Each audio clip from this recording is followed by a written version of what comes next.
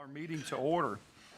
Want to remind everybody to please silence any cell phones, as well as that our board meeting is being live streamed. Today is September 25th, 2025. We are in the fourth floor boardroom at the Central High School building of the Mississippi Department of Education in Jackson, Mississippi. I believe we have two, Ms. Stroud and Ms. Werner, y'all are remote. If y'all would please let us know your location.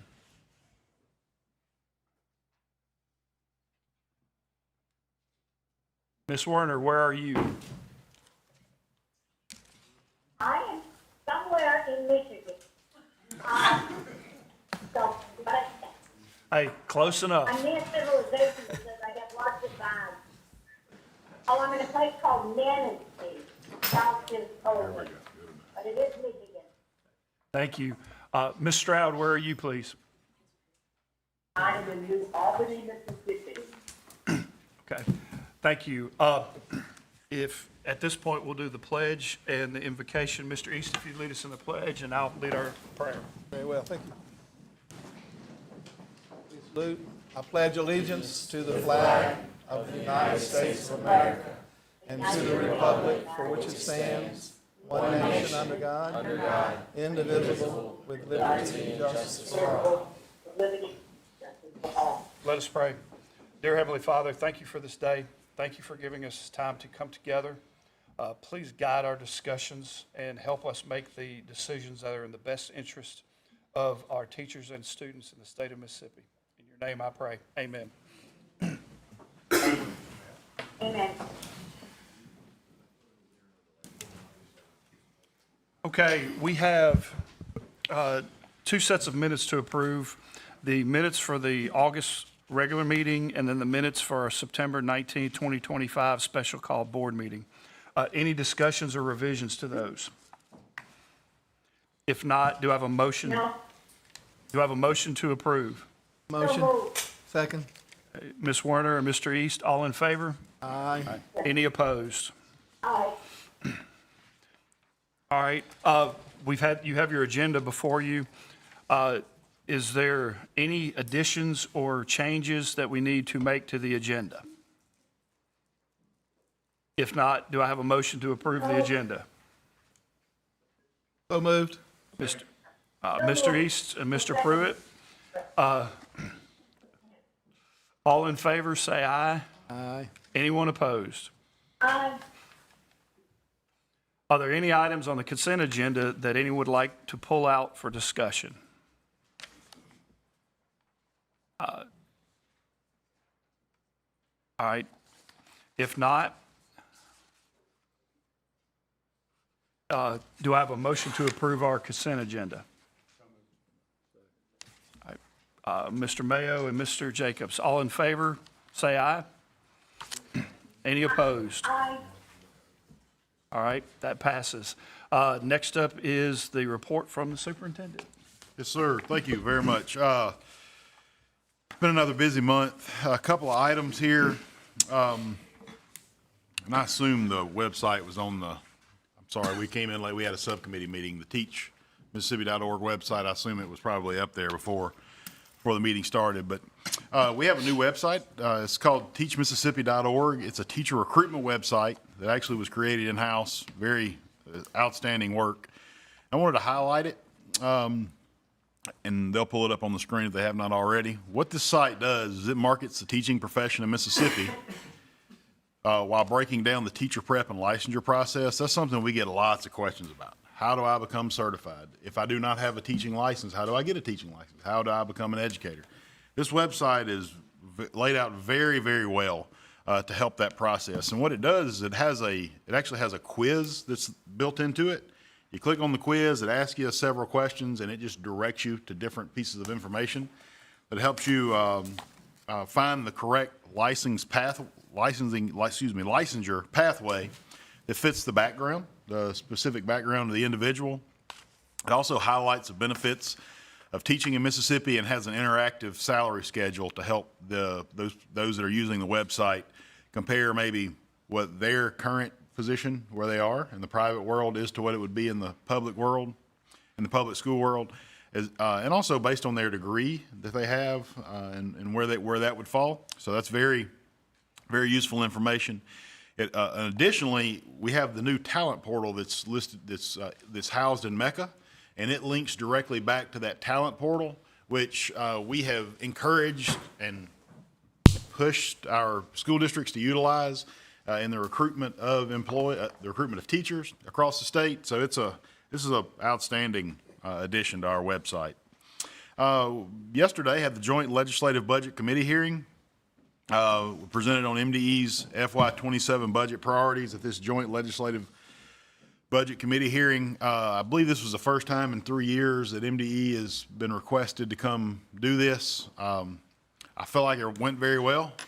It was scheduled for 30 minutes and it lasted an hour and 32 minutes. The reason why I know that is I had prepared very rigorously to ensure that the presentation I had was only 10 minutes.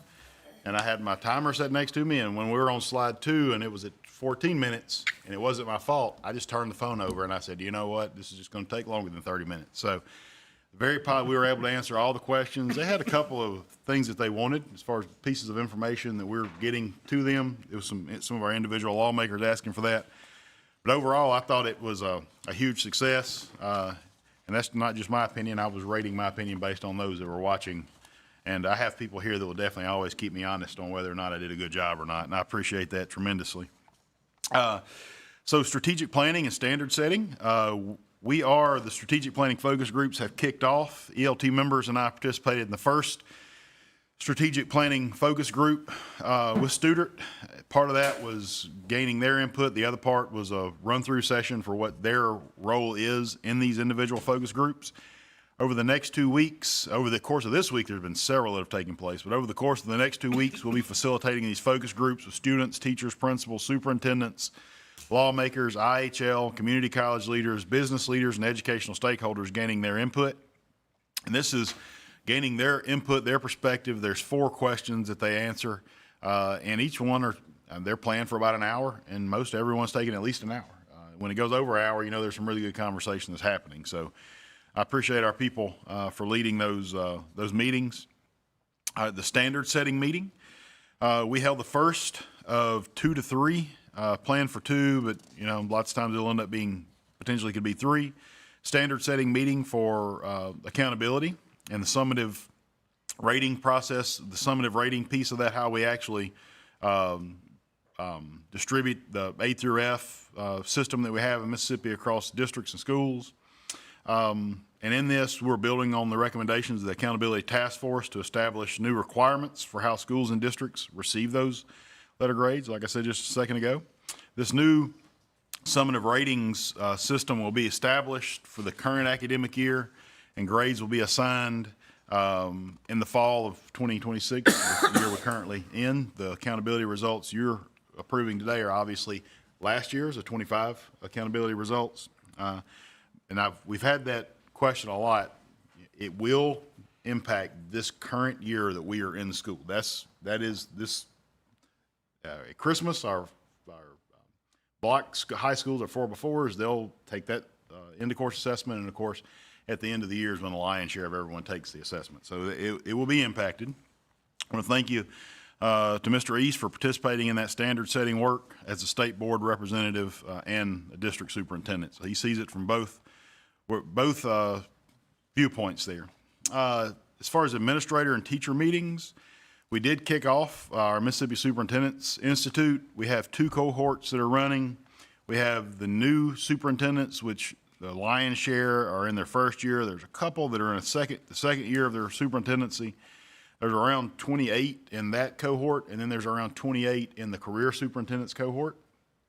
I'm participating in the new superintendent cohort and having to go back and forth between the 2 though at times. So each of those meetings are over a course of 2 days, and we've had a great start. And again, that's in partnership with NCEE, which is the National Center for Education and the Economy. They bring the national, worldwide perspective to it, and then of course it's very heavily based on Mississippi, the work we do in Mississippi as well. So it's a blending of those two bodies of work. I just want to say I appreciate all the participants because they're giving 2 days of their life every month to equate 17 days over the course of a year, which is and it's a lot of work. At the end of the second day, I was like, I need a break. It was making my brain work very hard. So, and I know they're giving of themselves, and then as soon as they leave there, they're going and putting out fires where their jobs are and catching up. So I deeply appreciate, I wanted to say publicly how much I appreciate their being there. We also had our regional superintendents meetings. The ELT members and myself met with our six regional RESA locations to meet with our superintendents. We do that typically twice a year. We did finish that up. I also appreciate their doing that. There's a lot of travel that's involved in that across the state, and a lot of work that goes into that preparation for those. Some of the primary topics were the academic accountability portions, school and district transformation, OTSS, and operations were the primary focus areas in those meetings. And then in addition to that, we have 3 teacher meetings that coincide with the different regions of the state that actually take place at the same place that we have those superintendent meetings. They're in the afternoon, while the superintendent meetings typically start at 10. The teacher meetings start about 3:30. And they were very positive, and it's the same focus topics that we use in the superintendent meetings. I want to make sure that they hear the same thing the superintendents are hearing, helps clear up any misinformation. And we also typically in those meetings have our teachers interact with a project or different topic so that we can gain some insight. We use that to gain more insight this time on the strategic planning piece and get basically answering those same 4 questions that the people are in the stakeholder groups. And those were held in Hattiesburg, Clinton, and Oxford. I had a speaking opportunity where Preps has a CEO Leadership Academy. This is the second time I've done this. They have a meeting here in the metro area, and there was 50 principals, assistant principals that participate in this. There's some central office staff that participate as well. And like I said, it's another year-long program. Now, our institute is for sitting superintendents. Like MSBA has a prospective superintendent's academy. The CEO, it's a leadership academy, so they have served different functions. But this is something that they've been doing for many, many years there. It's actually out of William Carey is where that program is housed, if you will. Attended one conference with some staff members from MDE. It was the REALS conference. It's hosted by the Center for Assessment, and this year the primary focus was a conversation around balanced assessment systems in our country and how we can implement these and identify barriers and actually be facilitators for positive change in assessment. And I think it was a very successful conference. It was a packed room, so it was, I would say, a sold out conference. So it was very good. I appreciated the time that they put into it and the opportunity to go. So anybody have any questions? That's all I have. All right. Thank you. Thank Yes, you. sir. My report, very short. We've worked on, since the last meeting, finalizing all the subcommittees. All that's taken care of. I appreciate everybody who's taken leadership roles in those. We're in the process of creating a new subcommittee, which I'll give some more information after another presentation that we're going to have this morning. So we'll move on to our student representatives, starting with our senior representative, Crosby. Thank you. Good morning. This month in our mentoring journey, we've learned that there are many different ways to reach the same outcome. Our goal has always been to create supportive, meaningful relationships between students, and we're seeing that vision thrive through multiple different structures. At our home site in Gulfport, our new seniors this year have stepped up perfectly. We have nearly doubled the number of mentees, double the amount of mentors. And we've not only managed the growth, but we've carried forward the same energy, accountability, and care that made the program so successful last year. We've been able to pick up right where we left off, proving that a strong foundation can handle expansion without losing any sort of impact. And at the same time, we've seen another version of the program take shape between West Harrison and North Gulfport, and that's where these pictures are from. Instead of drawing mentors in from a club setting or extracurricular setting, we've embedded the mentoring into the leadership classes that are offered at West Harrison. With that model comes a lot of built-in structure. They can now make it part of lesson plans. There's more teacher oversight and there's more support in the mentoring sessions. So while the method is different, the results have been exactly the same. The students are stepping up to guide and encourage their peers in ways that really matter. This is just another example that successful mentoring does not have to look the same everywhere. What works best can depend on the community, the resources available, and the students themselves. Looking ahead, we're exploring what a program might look like in an area that does not have a Boys and Girls Club. They've been very helpful for Gulfport, but not every high school has one of those that can help out. So we need to learn how to adapt mentoring to fit new circumstances without losing the heart of the program. In the coming weeks, we're also going to be having a discussion with a mentoring sponsor in Madison to learn about how their approach has been successful. This information will help us broaden our understanding of what sustainable, scalable mentoring can look like in different environments. Our progress so far has made one thing clear. Mentoring is not defined by a single model, but by the outcomes that it produces in students' lives. As we continue to expand and adapt, we remain committed to finding the best paths forward. Thank you. Good. Anyone have any questions for Crosby? Mentees. So we have around 47 mentors at Gulfport alone, and some of them, so that equates to about 47 mentees. We have some that double up, so around 50 that are involved right now in that program. And our hope for that is that they see what their mentors are doing, they become inspired, and they go to high school and they one day become the mentors for other students. So we're hoping to make that like a self-fulfilling part of the program. And then for West Harrison, there's two, I'm not exactly sure of the number off the top of my head, but I know it's 2 leadership classes that are now,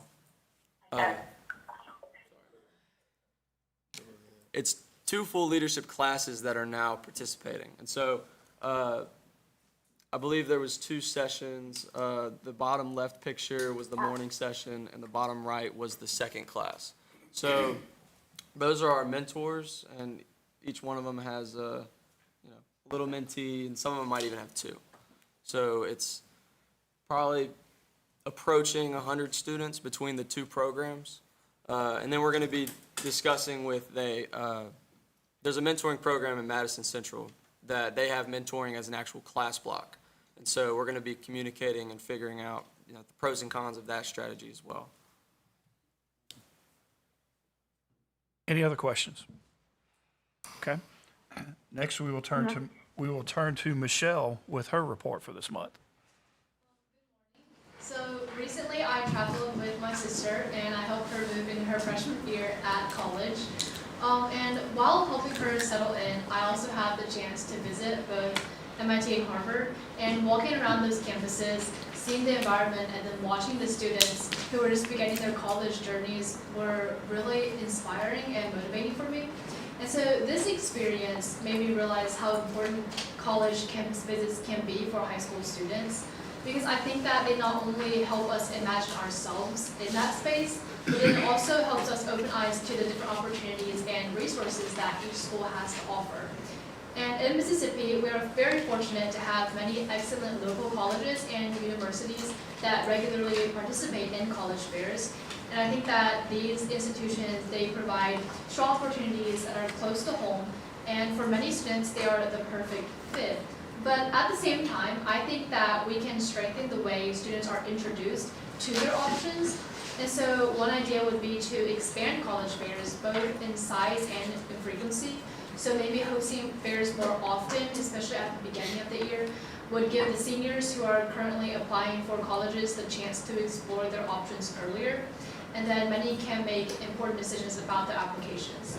And then maybe schools could consider bringing in a wider range of colleges from outside of Mississippi, either in person or through virtual sessions. So I think that this wouldn't necessarily take away from the value of Mississippi's own colleges, but also it would expose students to the other schools with unique programs, research opportunities, and global connections that they might not otherwise discover.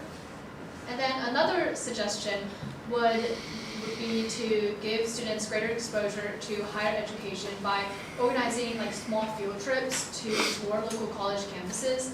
I think that these visits would allow students to step on the campus and actually experience the environment firsthand, and then they can picture themselves as part of that community. Because I've always heard my sister describe like what MIT is like after she moved in, but I think that visiting it myself would truly allow me to see the campus culture and the resources firsthand. And so I think that by expanding fairs and organizing campus tours, Mississippi High School could give its students a clearer view of all the pathways open to them. Local colleges already provide a strong foundation, but with additional exposure, I think that students could feel more confident in exploring a full range of possibilities, whether that's a college here in Mississippi or a neighboring state. By expanding the information and opportunities available to us, I think that we can ensure that Mississippi students are not only prepared for college, but they are also encouraged to dream bigger. And so I think that this could have a lasting impact on the paths that students choose and the futures that they can create for themselves. Thank you. Very good. Anyone have any questions for Michelle? Thank you. Our next item, we have one subcommittee meeting, the Internal Accountability Subcommittee. Mr. Mayo. Thank you. We, again, we met this morning with board members, myself, Mr. Jacobs and Ms. Warner are available, attending with Dr. Evans attended as well. We met with the different programs, program evaluation, internal audit, also public records. Just to get an overview, new to the committee, sort of get a feel for what's going on. We looked at, for internal audit, potential updating of charters and operations manual. For program evaluations, had an update on the work they're doing around early childhood, as well as discussed a potential project that they are planning to bring forward to see about how we may do that.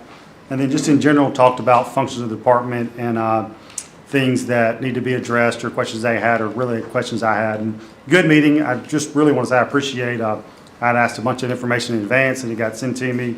Ms. Sherry coordinated all that for us. And so thank you for that conversation, and we will continue to work to build those programs.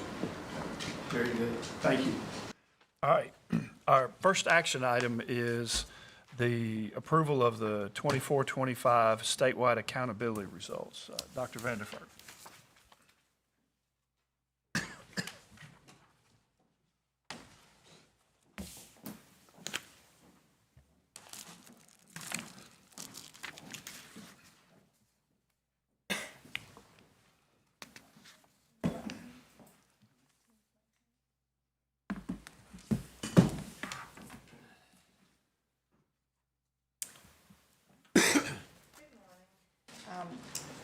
We have our annual item to approve the 24-25 Mississippi statewide accountability results.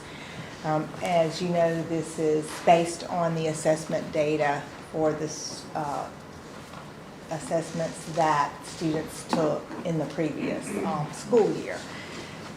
We met with the Commission on School Accreditation earlier today, and Alan provided an overview of the Internal Review Committee report, which is where the districts submit appeals during the window that they have as an opportunity to review the data to ensure that they don't have any specific questions about a student that may be missing from the data file, et cetera. So he reported that to the commission, and then those are conducted based on Indeed policy, and it requires an external advisor as well as a minimum of 4 MDE staff. All of the appeals are redacted, so staff members do not know what districts submitted that appeal as they move forward through the approval or denial process. So after that presentation, Alan walked through the same presentation that he will provide you today with the data related to districts and high schools on the 1,000-point scale, or schools with a grade 12, and elementary schools. And after the presentation, the commission unanimously approved the results that are going to be presented to you today.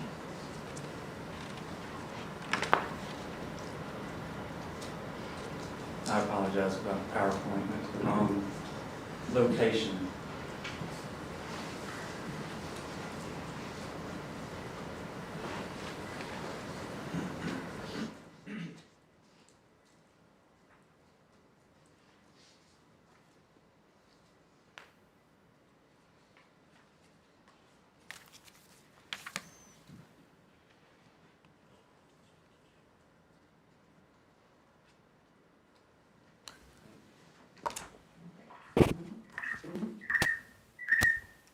your backup material, you were provided the embargo data for district and school results.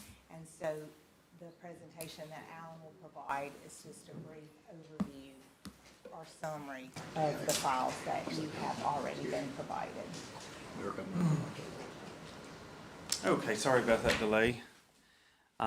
Glad to be here before you, presenting these results for this year. There's a lot of work that goes into this across several offices, and I always look forward to getting it put together for you. So as far as the vision and mission, accountability feeds really quite significantly into the vision and mission of the agency, and the 6 strategic plan goals really does touch on all of these.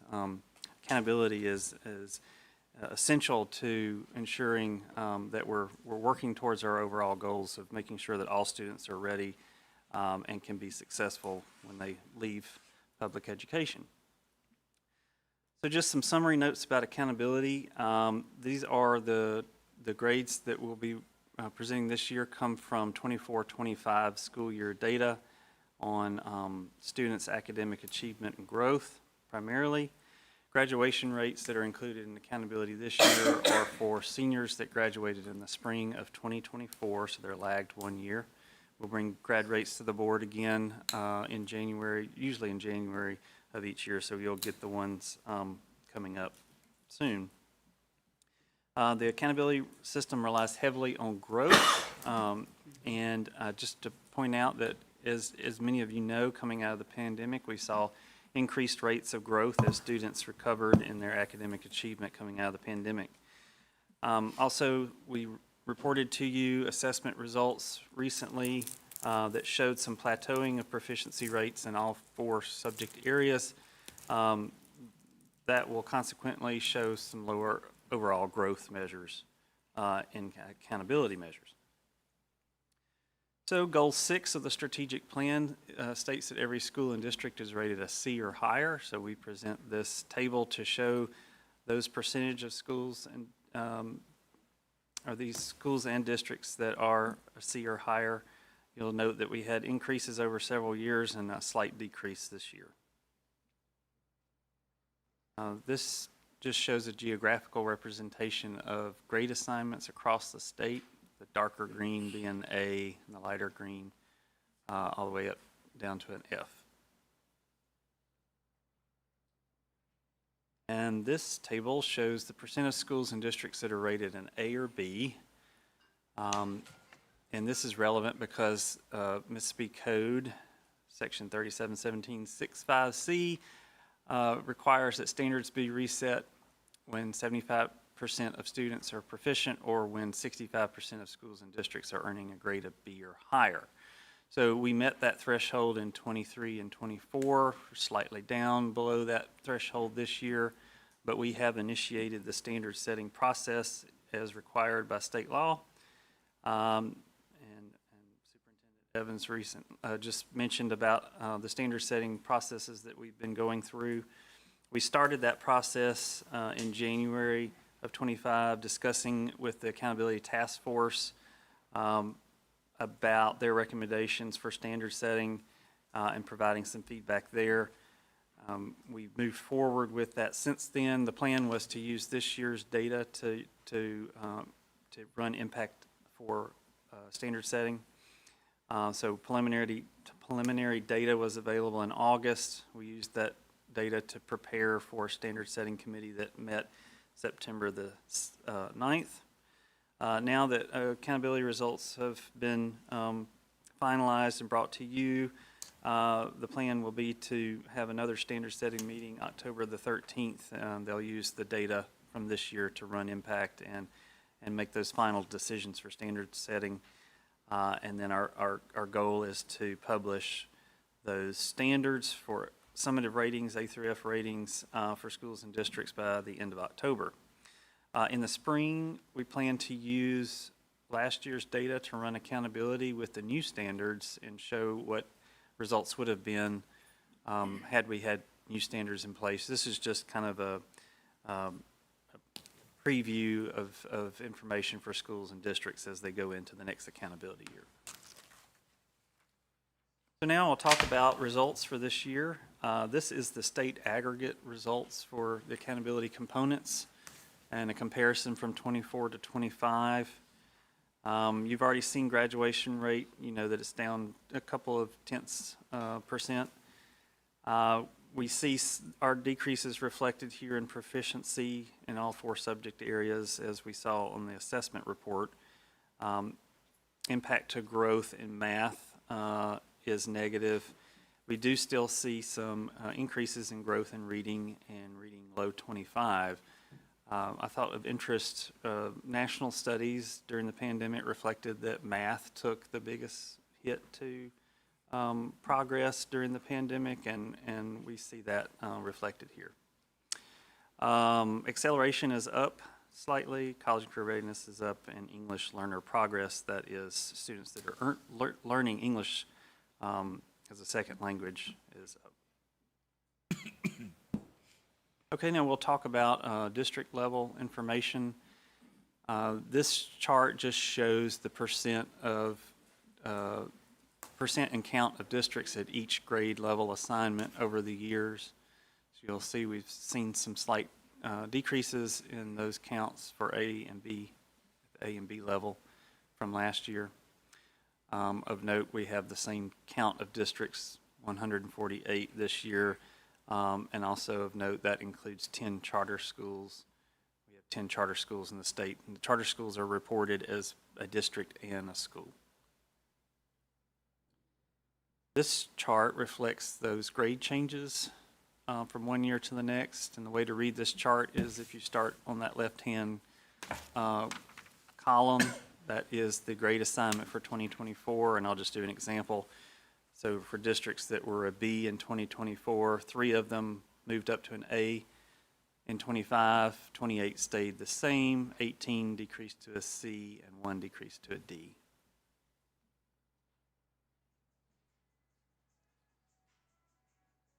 This table just shows the components that are used to make up the overall scores for districts. This is consistent with high schools.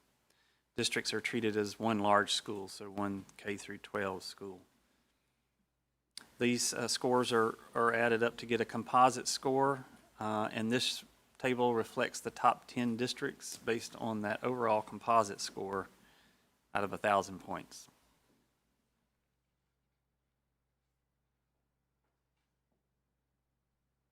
Okay, and then we'll cover schools. So again, this table shows the count and percentage of schools at each grade assignment level. Again, saw a decrease of A schools, slight increase in B schools. The count of schools is slightly down from last year, 850. And this table, again, shows the movement of grade assignments for all schools in the state. This table will only include schools that have a grade assignment in both years. See pretty equal movement across, some schools going up, some schools going down, a few more that dropped 1 letter grade.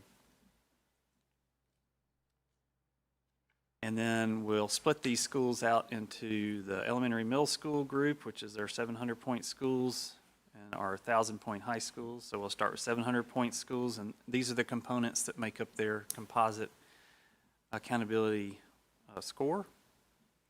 And then these are the letter grade movements for those elementary middle schools from 24 to 25. Slight bit more schools dropped a letter grade, increased. And then these are the top 10 700-point schools based on their composite scores.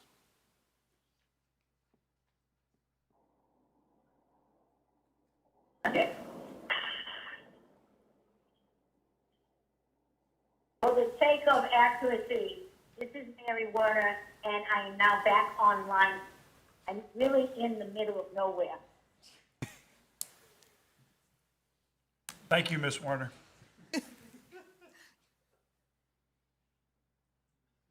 Okay, and then this will be the table for high schools.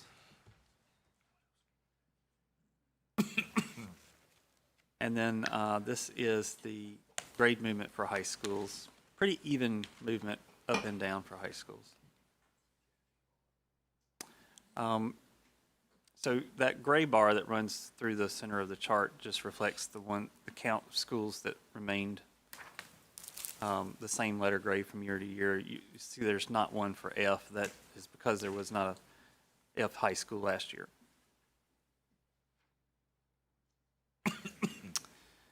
And then this is the top 10 high schools, 1,000-point schools in the state based on their composite score out of 1,000 points.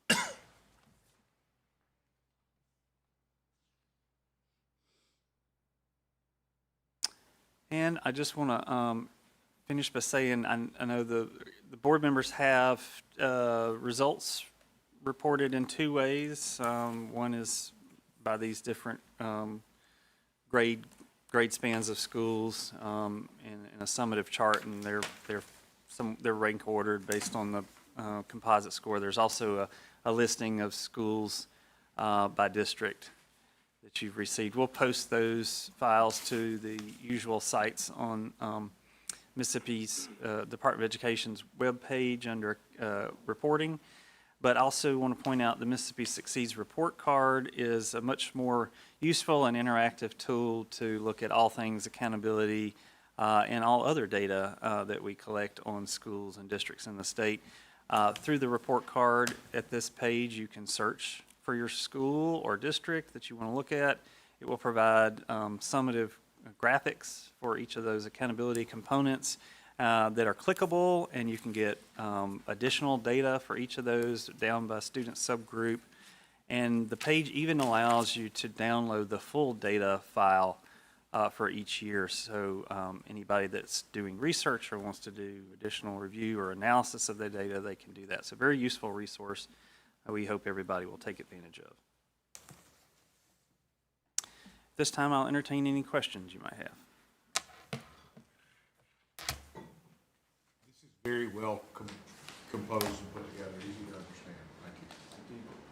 Can I ask a question? Like, when I'm looking back at the 2005 grades, and we had a B school in 24 that dropped to an F. And then I think there was one that went the other way along with two.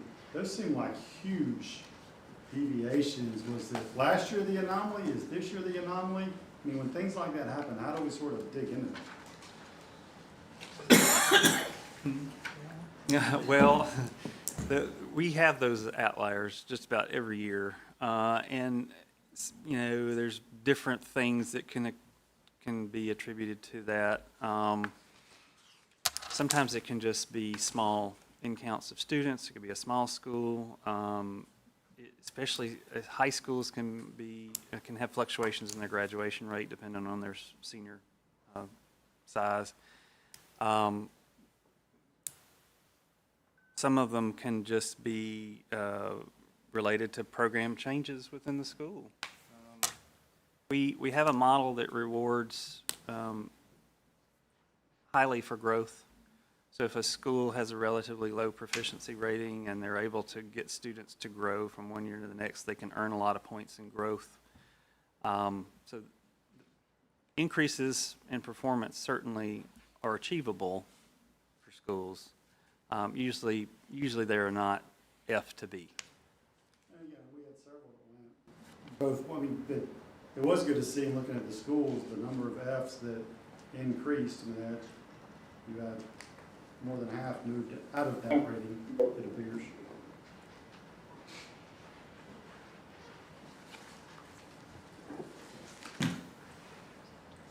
Any other questions or comments?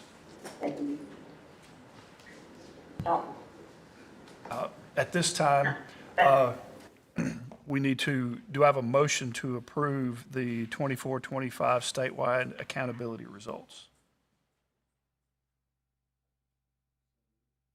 So moved. Mary Warner. Thank you. Mr. Mayo and Ms. Werner, all in favor, say aye. Aye. Anyone opposed? Aye. Okay. Thank you. Thank you all very much for that. Next up on our agenda is an information item. It's a new MD Administrator Evaluation Form. Mr. Farrell.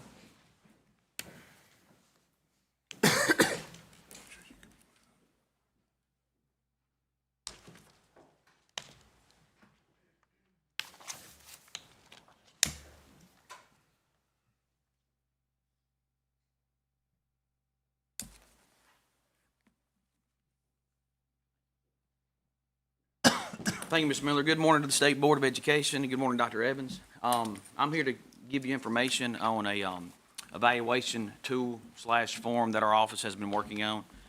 And this evaluation tool will fall in line for any of the MDE administrators that are appointed through the State Board of Education. So I'm going to kind of go through the process of us coming up with that and the need and those good things there. This evaluation form falls in line with the vision and mission of the State Board of Education, and it goes with goals 1, 2, 4, and 6. 1, the students are proficient in showing growth. 2, that we graduate with students that are college career ready. 4, have effective teacher and leaders, and number 6, that school districts are C or higher, which that in their accountability rating. In the back of the material, you have a copy of the evaluation form, you have a copy of the rubric, and you also have a copy of the monthly update form that I'll go into just a little bit, more detail here in just a little bit. The purpose of this tool is to create a framework to where the MDE appointed administrators have a system to where they're held accountable for the items and initiatives going on in their district, but also to support their efforts and to support these districts from MDE. It gives us a direct link to be able to support them in their efforts for improving student outcomes. This evaluation tool, the way we've created it, allows the administrator to focus on urgent priorities for improved student outcomes. From the Office of School and District Transformation's perspective, we want to ensure that our superintendents have focus points that they are working on each year to improve the districts which they serve. This evaluation tool can not only be used by the Office of School and District Transformation, but can also be used by the academic office. Ms. Wendy Clemens has reviewed this and gone through this with us as well for use in any of the state school, special state schools that we also include the administrators there for. And once again, the way we operated this tool and looked at it was to make sure that we had a way to actively engage with the superintendents in the district transformation, so that we can actively engage with them in their to support them in their efforts to improve their school districts and the district transformation. All right, there's already an instrument out there, right? The superintendents are evaluated across the state. So why? Why do we need to have an alternate or another way to evaluate the superintendents that we have in district transformation? Well, the interim superintendents that go into the schools of district transformation, as you know, they serve two roles. They have dual roles where superintendents in other districts across the state do not have that dual role. Their role is that they are the administrator of the district. They are in charge of all things in the district, dealing with those administrative responsibilities that all superintendents across the state are in charge for with their particular districts. But the second one that is up there on the second bullet, they are also the policymaking and include that policymaking role that a traditional local school board is usually in charge of. Of course, with this, these are superintendents in these district transformation do not have a local school board. So for that reason, we felt like we need to create a tool that adequately assesses them with who is evaluating them, which is, of course, they answer to the State Board of Education, but they go through currently through the Office of School and District Transformation for that. So we felt like we needed a tool to address that. We looked at the MSBA document and reviewed it when going through this, and so we have brought over components from the MSBA document, going to that a little bit further, with which standards in the evaluation tool directly correlate with those things in the MSBA document that we need to have in ours, and that is in there, of those usual things that usual superintendents must do in their district. But the one thing is that the MSBA document continuously talks about the relationship between the superintendent and the local school board. It continuously talks about that relationship and how the superintendent reports to the local school board and how they work collaboratively with the local school board in creating policy for those districts. So that's the big reason there why we needed to have an instrument that goes directly to our superintendents in the district transformation. How did we come up with the process? How did we come up with the document? What process did we use? Once again, like I said, in the first deal there, we looked at different instruments. There was an attempt at an instrument a couple years ago for MDE. They went back and found, but it never came to fruition. We looked at components of that. Like I said, we did a crosswalk with the MSBA instrument to get those, to make sure we had all the things included that superintendents in a normal school district would be taken care of, that it was in our instrument.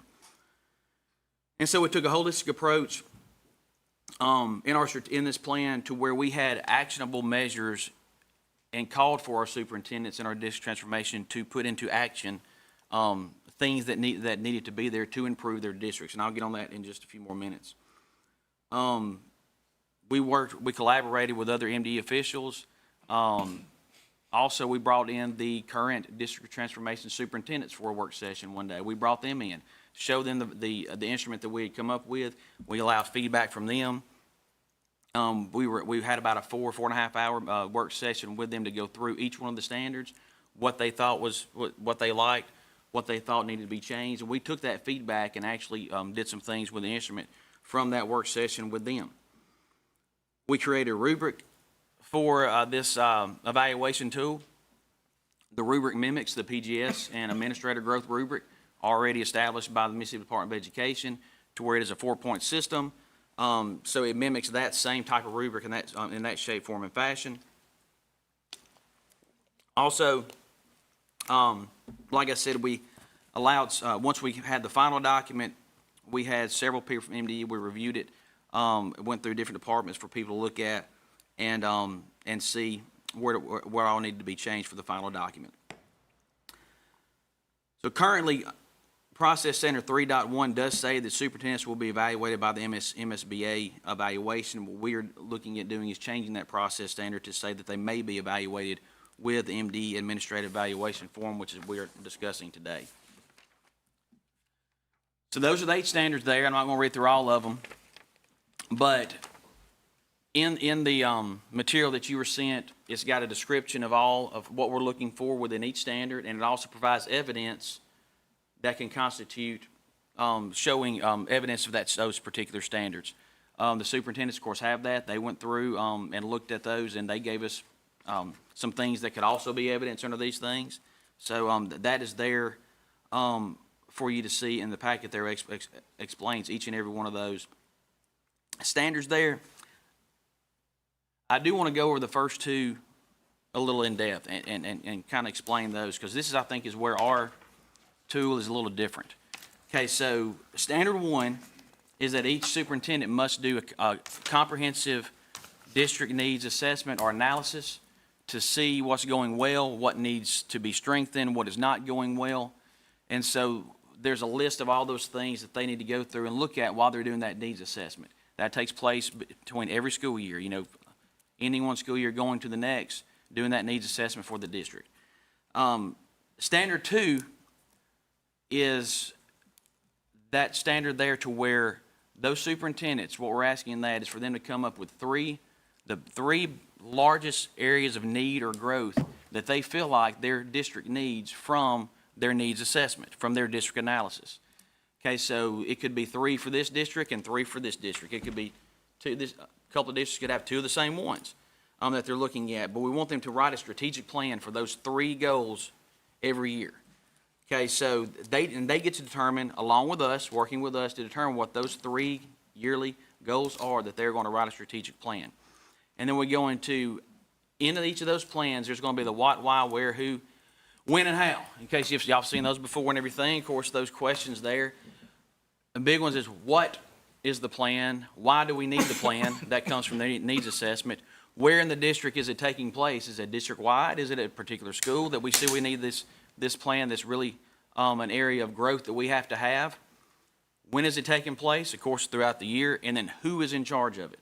Okay, for each one of these strategic plans, there's going to be specific people listed in the district of who is in charge of each step of the strategic plan for that goal. Okay, and then the last one, of course, is how are we going to implement this in the district? That each of those questions will be answered in the strategic plan for each of their 3 goals of need. Now, of course, having these 3 goals, they also have to, of course, take care of all the other things that a superintendent must take care of, and that's where standard 3 through 8 come through in as well. But then we'll have monthly meetings with the superintendents to evaluate the progress on each goal, working collaboratively with them on reaching those goals and seeing how we need to measure those goals to be sure that we are getting progress there for better student outcomes. We will have regular district visits and follow-up reports that will go back to the superintendents of the district transformation. Those visits will be conducted with representatives from the Office of School and District Transformation. So we will be doing those visits and then give follow-up reports back to the superintendents. And that monthly update form, that's a very simple way for us to communicate on a regular basis with each of our superintendents. That form is in the very back of your packet. That is a live document between our office and each superintendent. They each have their own form to where they are putting in information of things that they are doing throughout the month that address each of those 8 blocks of information within that form. So if, let's say one of the standards there is visibility and interaction with the community, right? So there's a block there that talks about that they can just go in and put in all the things that they've done that month to engage with the community. All the extracurricular events that they went and attended for, such as choral events, sporting events, things like that. They go in there and they put that list in there. And that's just kind of an example of how we want to use the update form. Some things out of that update form may drive conversation when we're having our monthly meetings with them. It may drive conversation when we go out and visit the district and things like that. But that is an easy way to where they can continuously put in information for us to see things that are meeting up with the evaluation tool. Can I ask you a question about the Sure. strategic initiative? What are examples that you see? I mean, how big, small, focused, of what you might see as one of those specific areas that we have to develop a strategic plan around? I'm fixing to get to that right here. I just want to say, because we actually, and that's why I was going to hurry to get to this too. Actually, yesterday, well, it says next steps, of course, the monthly update form, but yesterday, so we actually had each of the 4 superintendents in yesterday for another work day, and each of the superintendents presented their needs assessment. Okay, so each of them went through and they presented it to each other and to me and to other representatives in our office. So they presented how they went about conducting their needs assessment, what they found that kind of surprised them that was good, what surprised them that was not good, and then what they found throughout that they wanted to focus on for their 3 areas of need of growth. So it was a very good day. I really enjoyed it and was excited about it because they had the opportunity to see what other people in the same situation that they're in, what they're dealing with. And of course, a lot of the issues and areas of growth that one has, a lot of them have the same ones because a lot of the situations that they are in are very similar. So, for example, one that was a reoccurring throughout the day was, of course, attendance. So I am pretty sure that all 4 of the schools of the district transformation, attendance is one of those priorities. So they're creating systems, working with their leadership teams, working with their administrators in the buildings, counselors, to have a new attendance plan, and we'll evaluate it throughout the year to see how it's going and those kind of things. So some are broad like that encompasses the entire district. So all the administrators and leadership teams in the entire district are making an effort to put those systems in their individual buildings to address a problem like attendance. And then some may be so granular to trying to improve teacher retention at a certain school or things like that. Teacher retention was another one that was very common throughout the day that we had yesterday.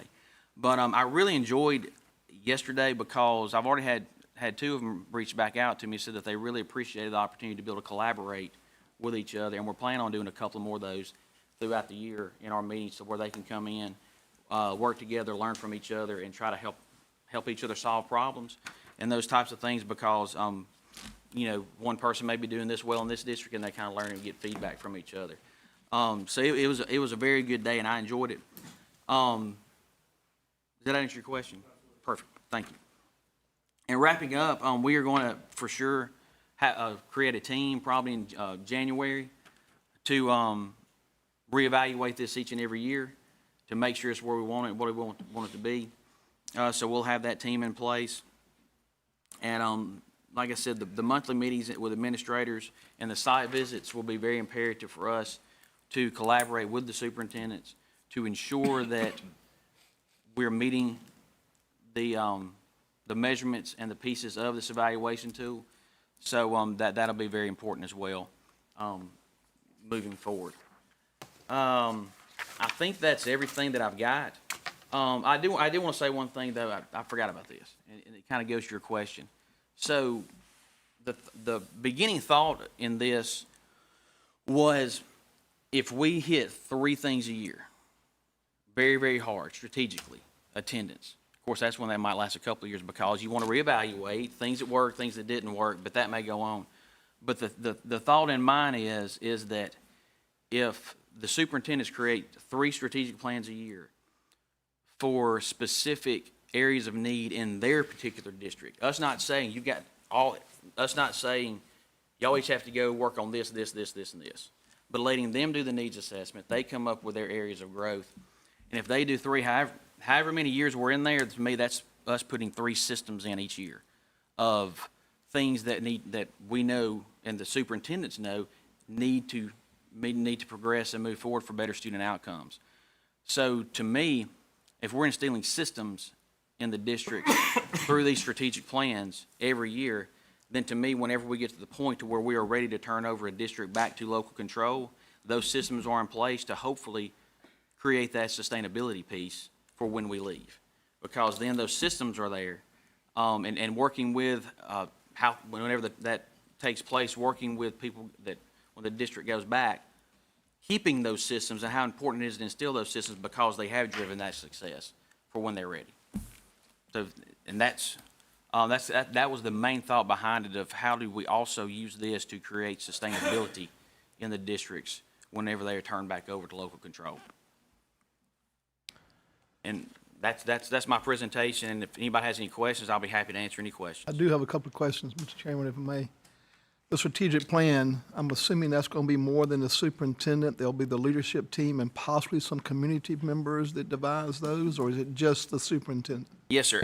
I know 3 of the 4 districts have already done a community-wide survey, and they took that community-wide survey. It included teachers, students, local stakeholders, businesses, to help drive some of that. But yes, the strategic plan is not just the superintendent. It's their leadership team, and it also kind of depends on what that particular plan is to who on, if it's a high school, to have the high school strategic high school leadership team. Kind of depends on what it is, but no, it's not just the interim superintendent, and it's also with us working with them as well. Okay, so my next question is, who is the us that will do these evaluations? Is it a team from here? It is. It'll be members of our office, the Office of School District Transformation. It'll be myself. Mr. Mike Kent has already started doing evaluations. Okay. Dr. Sandra Robertson will probably go on some. Dr. Brian Marshall will go on some of these visits. So yeah, it'll be a team from our office. Very good. Following the same timeline as a regular superintendent, that by February, we'll know whether that person needs to stay around or move on? Yes, sir. Okay, thank you, Mr. Chairman. Any other questions? One thing I will say to dovetail, this is something that was long needed. There, as I've seen it, and one thing I've focused on over the last month is there's a vacuum with regard to these districts of transformation as well as our state schools where us as a board have the oversight. And this is a great first step to help fill that gap. The next step to fill that gap is the responsibility that we have as a board to act as their board. And to do that, we're creating a new subcommittee that these two districts will not necessarily report to, but they will sort of act, they'll be the filter for this information and this communication that's going forward between what Mr. Farrell started to, help guide, get input on it, plus get the information from these districts. If there needs to be changes from our level to do things, but to basically, from our standpoint, hold us accountable for doing what we're supposed to do as a board. And there's going to be the next step in the process is figuring out what exactly this role of this committee is, number one. Number two is to take the tool that Mr. Farrell has started. We need something also for the state schools. It needs to be different because they're two different worlds. But there still needs to be something there because those people need, right now, they need to, if you're a superintendent, you got your board to go to. Those people need to be able to go to a board. So we're going to create that subcommittee. That's still in the development process. Mr. Pruitt has agreed to chair that subcommittee. So over the next 30 days, we're going to finalize that and then get that going. And like I said, it's going to be a work in progress, just like this is. But I think it's something that we desperately need, at least from, as I see it, from our level, to help fill that vacuum that's been there. So this is great work so far. It's a great first step because especially with these schools, the reason these schools are in this district of transformation is because they have problems. And we need to help, not only help them, but hold the people that we put in place accountable. Because our role, we have to put them there, but we need to be monitoring and watching them. So thank you so much for that work so far.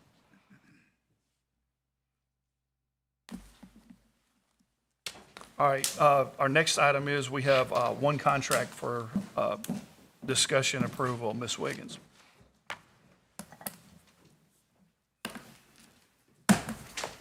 Good morning. As Chairman Miller says, we've got one contract to bring before you today, and this is a contract with EMS Link. EMS Link is the vendor that provides service and support to our grants management system, MCAPS, and it is a 3-year contract in the amount of $998,000. Anyone have any questions or discussion for this? If not, do I have a motion to approve this contract? So moved. Mr. Pruitt, do I have a second? Mr. Mayo, all in favor say aye. Any opposed? And then I believe we have one grant, Ms. Wiggins. Sir, we have one grant, and this is a grant to make discretionary grant awards to 9 colleges and universities in support of the Mississippi Teacher Residency Program.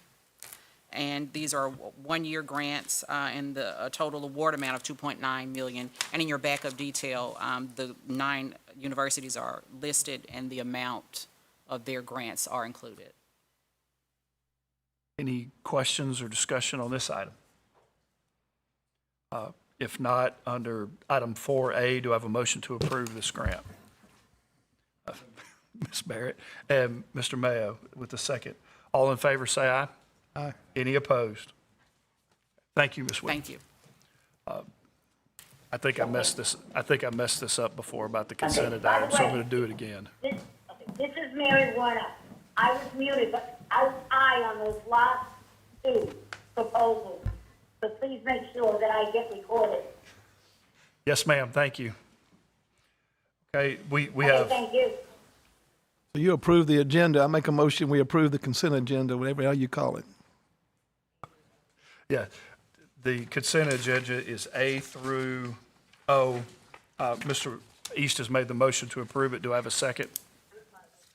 Mr. Mayo, second. All in favor, say aye. Aye. Any opposed? Aye. And thank you, staff, for getting that to us as early as you do. Okay, do I have a motion for consideration of an executive session?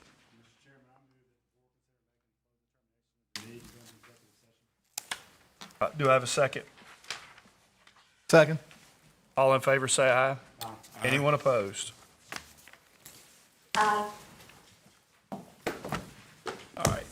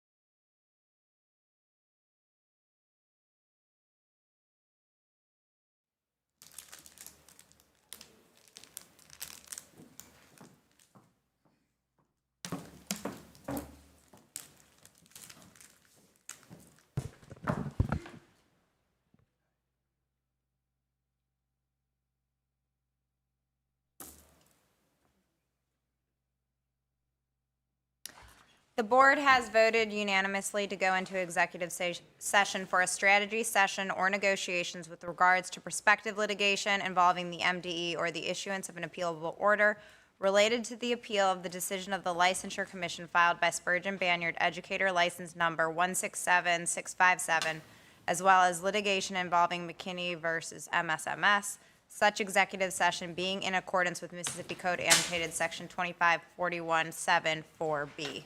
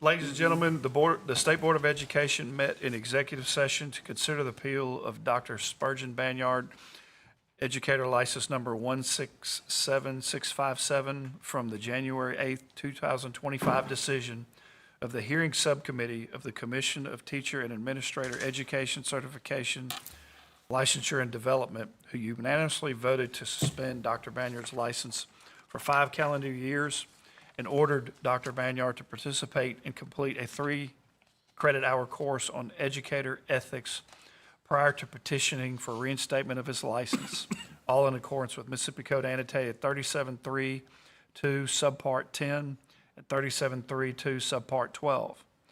Pursuant to Mississippi Code annotated 37.3.2 subpart 10 and State Board policy, the State Board of Education has 3 options when considering an appeal from a decision of the commission. The board may either affirm the decision, reverse the decision, or remand it back to the commission with further instructions. It is the decision of this State Board of Education to affirm the decision of the commission hearing subcommittee. This decision of the State Board of Education is final. Please that be advised that in accordance with Mississippi Code annotated 37.3.2 subpart 16, the party aggrieved by the decision of the State Board of Education may appeal to the Chancery Court of the First Judicial District of Hinds County, Mississippi, within 30 days after notification of the action of the State Board of Education is mailed or served. The order of the State Board of Education will be considered a public record. All right. Turning to the rest of our agenda, does anyone have any reports of any meetings they attended? Yes, sir, Mr. Pruitt.